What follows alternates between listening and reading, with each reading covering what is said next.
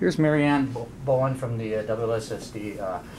Thank you for joining us today and on the Howie blog. And we're going to talk a little bit about the mission of the WLSSD, about how things are going, and kind of move pretty quickly in a short little segment here. First of all, tell us a little bit about the background and the history of the WLSSD. All right. The WLSSD was created by state statute in the early 1970s in response to long-standing pollution issues in the lower St. Louis River. And it was created very cooperatively between a large regional area. The Western Lake Superior Sanitary District covers a 530 square mile area. And at the time, in the late 60s, early 70s, people were really starting to embrace the concept of clean water and realize what negative environmental impacts were happening based on how people disposed of things. And so Duluth had an opportunity to improve their wastewater treatment. Cloquet had an opportunity to improve their wastewater treatment. And the collective solution was a regional wastewater utility, which is the WLSSD. And how have we done to reach that mission? We have done phenomenal for a number of reasons. I think, one, it is the perfect example how cooperative, disparate interests came together and did something really incredibly positive. Although the sanitary district was established in the early 1970s, it took until 1978 for the plant to come online. And it only took about 2 years for the St. Louis River to improve its quality appreciably and become the wonderful resource that people enjoy right now. Mm-hmm. And we're reducing waste also. That was another charge. Absolutely. And I think initially the idea was this was all about treating wastewater, and I think it didn't take very long for people to realize there was more than just proper treatment of liquid waste. There were also solid waste issues that were impacting negatively the St. Louis River. The disposal of hazardous materials incorrectly, barrels and garbage left right next to the banks of the river. And so the sanitary district statute was incorporated solid waste management about 2 years after the creation of the sanitary district. Mm-hmm. So we have two businesses, we say here. We are responsible for clean water, but we do it by treating wastewater and by managing solid waste. And pollution prevention, of course, is wrapped into that. Incredibly important. Can you tell us a little bit about that? Yeah, okay. I think the realization came that it's expensive. Treatment and capital are expensive, and it's better to prevent waste from being created in the first place versus trying to treat it after it was created. And so we have many services here.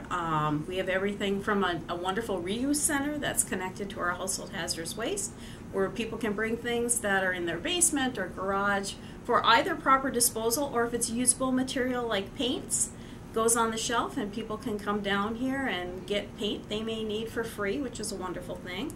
We have the Material Recovery Center on Rice Lake Road, where people can bring in wood waste and used electronics and appliances. And also up there we have a big reuse center where people may have usable furniture and tables and things that they don't want but perhaps somebody else does. And so through those kind of activities we're able to keep materials out of the landfill, which is very, very important, and ensure that we also aren't impacting water quality.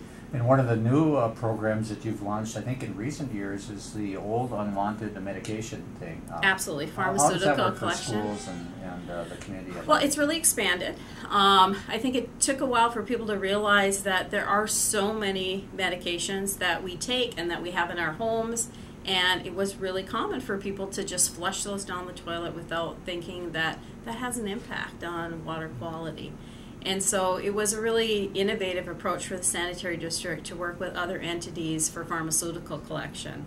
Now we have pharmaceutical collection, on about a quarterly basis, and that's not necessarily enough for people.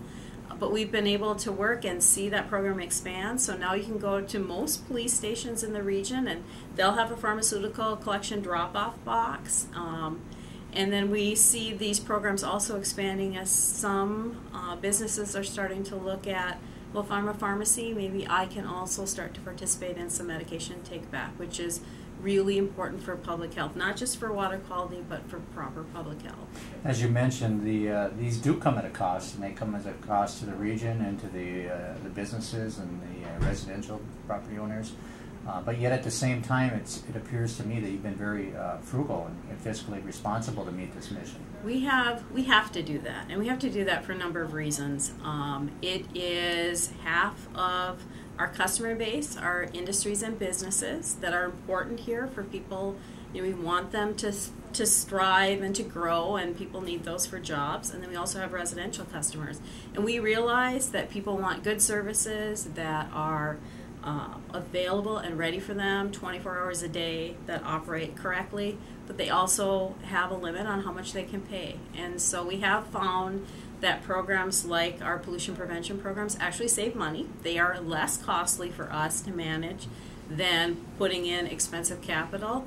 And then we also are looking at what are our other opportunities. And one of our primary opportunities here is taking some of the gas that we produce naturally in treating wastewater, collecting it and turning it into electricity, which will help keep our rates even lower than they are right now. I appreciate you bringing up that part about the opportunities, because it is an ongoing fluid process of protecting the environment and the watershed and whatnot. But what if you had to, if you had to look out 20, 30, 40, 50 years from now, what does the WLSSD look like, and what other areas might there be improvement that you envision?